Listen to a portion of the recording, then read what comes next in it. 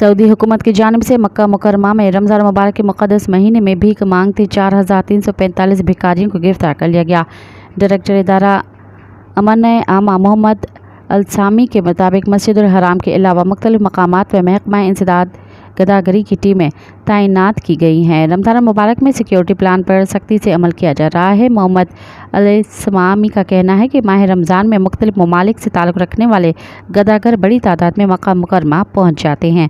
ख्याल रखें, हाल ही में जारी होने वाली रिपोर्ट में ये इंकशाफ किया गया था कि दुनिया के मुख्तलिफ ममालिक से गिरफ्तार होने वाले भिखारियों में से 90% का ताल्लुक़ पाकिस्तान से है। कायमा कमेटी बराए समंदर पार पाकिस्तान के मुताबिक सऊदी अरब, इराक और दीगर ममालिक से गिरफ्तार होने वाली ज़्यादातर भिखारियों का ताल्लुक़ पाकिस्तान से है। हरम के अंदर से जितने जेब कतरे पकड़े जाते हैं उनमें अक्सरियत का ताल्लुक़ भी पाकिस्तान से होता है। मज़ीद ख़बरन ऐं तफ़सीलात लाइ विज़िट कयो असांजी वेबसाइट www.awamiNewsHD.com ऐं ॾिसंदा रहो अवामी न्यूज़ HD।